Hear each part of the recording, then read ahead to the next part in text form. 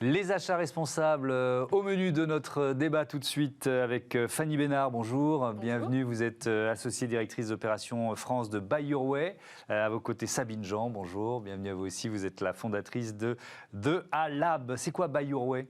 Buy Your Way, c'est un cabinet de conseil qui est dédié aux achats responsables. Donc, notre métier, c'est vraiment d'accompagner nos clients, que ce soit des directions RSE ou des directions achats, à mettre en œuvre, c'est-à-dire à savoir faire des achats responsables, pas juste à les penser, mais aussi à les pratiquer. Allez, question identique, présentation de The A-Lab, ou The A-Lab. The A-Lab, c'est donné comme mission, en tant qu'entreprise à mission, de faire grandir les hommes et les femmes en les formant sur les enjeux de responsabilité sociétale et environnementale, et de les aider à ce que leurs entreprises soient plus responsables, plus respectueuses de l'environnement et de l'humain, via justement les achats responsables. Et on travaille beaucoup, Fanny et moi, toutes les deux ensemble. Donc vous êtes vraiment complémentaires. Il y a une nouvelle donne depuis le début de ce mois de janvier, les règles du reporting extra-financier qui changent. Les entreprises de plus de 500 personnes vont devoir produire un nouveau rapport environnemental précisant la part de leurs achats associés à des activités durables et les plans d'action en termes d'achats à réaliser pour transformer leurs activités non durables en activités durables. C'est pas rien, je vais vraiment le détailler. C'est l'article 8 du règlement de la taxonomie européenne qui, je rappelle, classe les activités en fonction de leur durabilité pour faciliter leur financement.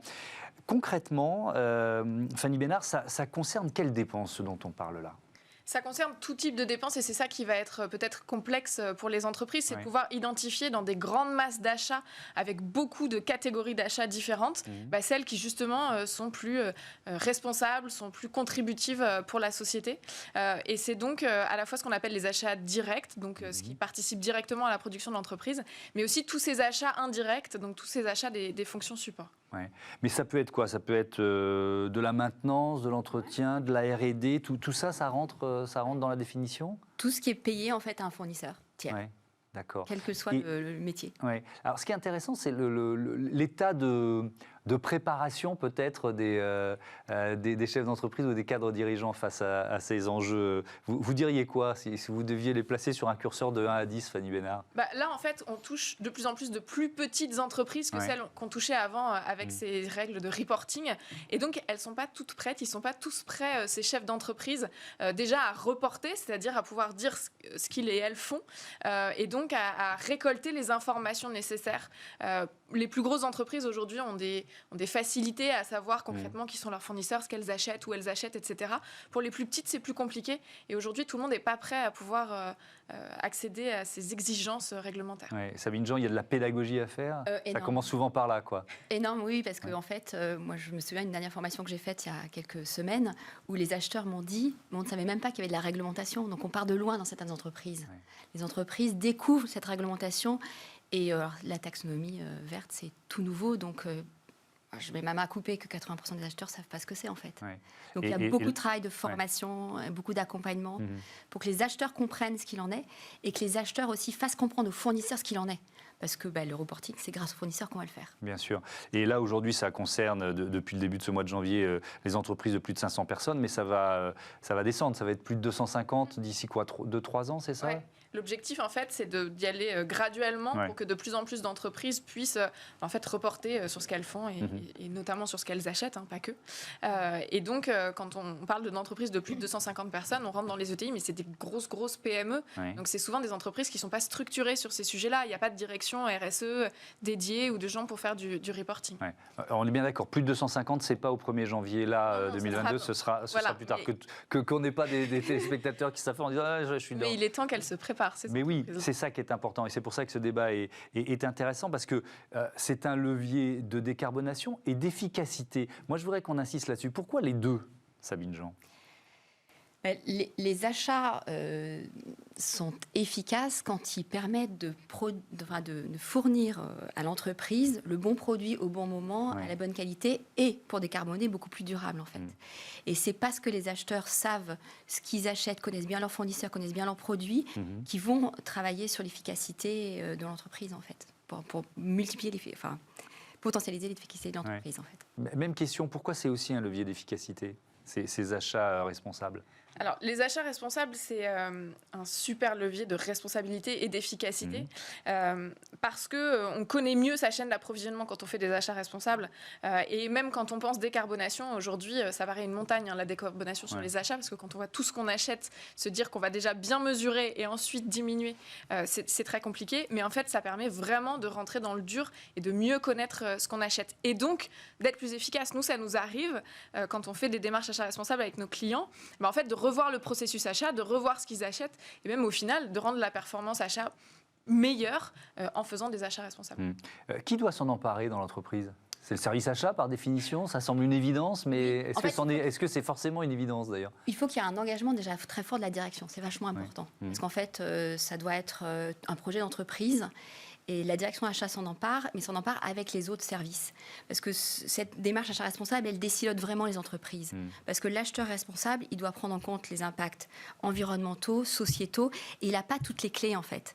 Et pour avoir les clés, il doit se tourner vers le service HSE, hygiène, sécurité, environnement, il doit se tourner vers le service RH. Donc on décilote le truc. Et donc la direction s'en empare, de façon à ce que tout le monde s'en empare en même temps. C'est un défi aussi en matière de règles de compliance, de règles de conformité. Ça, c'est un élément important à prendre en compte. Parce qu'on disait qu'il y avait une méconnaissance souvent des règlements, donc un risque pour l'entreprise aussi. Peut-être que vous voulez répondre à ça, Sabine Jean. Oui, le risque, il est fort. Il y a des entreprises qui ont été au procès par rapport à la non-compliance. Mais pas que, en fait. Je pense que la compliance est une chose, mais après, c'est une véritable création de valeur pour l'entreprise, en fait. Je pense que dans le passé, on a vu les achats responsables comme une démarche plutôt compliance uniquement. C'est bien. C'est pas hyper motivant pour les équipes achats. Moi, je pense que maintenant, l'accompagnement qu'on fait l'une ou l'autre, on est à peu près sur le même esprit, c'est de dire aux gens, mais c'est une façon de créer de la valeur pour le client. Ça veut dire quoi, créer de la valeur ? Ça veut dire que le client va vouloir payer plus, le produit plus cher, va vouloir acheter plus, en fait. Et ça, c'est vertueux pour l'entreprise, parce que l'entreprise va développer son chiffre d'affaires et va développer sa marge, en fait. Moi, je suis sur une approche... Voilà. Fanny Bénard, vous travaillez sur quelle taille d'entreprise, en fait ? Ça peut même concerner des PME ou peut-être pas des TPE, mais des petites entreprises. Même des TPE. En fait, on a vu une évolution dans le sujet des achats responsables. On avait depuis longtemps plutôt des grosses entreprises, notamment sur les sujets de compliance, puisque la réglementation est venue obliger les plus grosses entreprises d'abord à mettre en place ce type de démarche. Et en fait, en cascade, puisqu'en fait, ces grosses entreprises-là, elles ont des fournisseurs, elles demandent à leurs fournisseurs de mettre en place des démarches. Et donc, de plus en plus, aujourd'hui, on a des ETI, on a des PME, et on accompagne aussi chez BuyerWay des TPE, des startups, même dans la façon dont elles peuvent penser les achats responsables dès leur création, dès leur naissance. Donc, en fait, on a vraiment une évolution de très grandes entreprises qui sont toujours là, mais de plus en plus des ETI, des PME et même des toutes petites entreprises. Ça veut dire que vous voyez de plus en plus de startups qui, dès le départ, se disent il faut qu'on intègre cette donnée. C'est dans leur modèle économique, peut-être même dans leur mission ou dans leur raison d'être. En fait, de plus en plus d'entreprises, quand elles se créent, elles se posent la question de leur responsabilité. Et les jeunes créateurs d'entreprises aujourd'hui sont responsables de plus en plus dans leur façon d'imaginer leur boîte. Et ce qui est intéressant, c'est qu'en fait, de plus en plus, ils pensent à la valeur client et ils pensent à ce que le client va leur demander en matière de responsabilité et notamment en matière d'approvisionnement. Là, on a discuté par exemple avec une entreprise qui se crée, qui fait des néons de décoration. En fait, ces néons viennent de Chine. Ils s'interrogent sur où c'est fabriqué, comment c'est fabriqué, qui sont les ouvriers derrière les néons que j'achète, alors que une entreprise fait 3-4 personnes aujourd'hui. Il faut peut-être rappeler ce qu'est le devoir de vigilance, si on fait un peu de pédagogie dans ce débat. C'est quoi le devoir de vigilance, Sabine Jean ? Bien, en fait, on doit prendre en compte le fait qu'une entreprise, plus elle est grande, plus elle a un pouvoir d'influence sur ses sous-traitants, sur sa chaîne d'appro.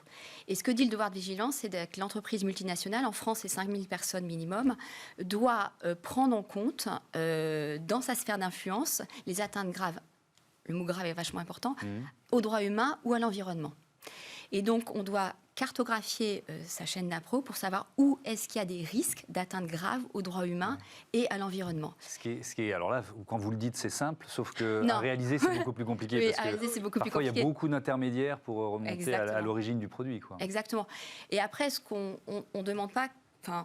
il faut aussi, la sphère d'influence, plus l'entreprise est grande, plus elle est grande. Et c'est une question d'aller en cascade, en fait. On commence déjà à voir ce qu'il y a au rang 1. Donc le rang qui paye, à qui on paye les factures, le rang 2 et puis les rangs suivants en fait. Il y a une certaine humilité aussi toujours dans la RSE. En fait, on ne va pas tout faire du premier coup, on est sur les principes d'amélioration continue. Donc humilité, amélioration continue, c'est 2 grands principes. Et devoir de vigilance, c'est... Vous êtes influent, donc vous devez exercer votre influence. Ouais. Je voudrais revenir à ce qui change là en ce début janvier.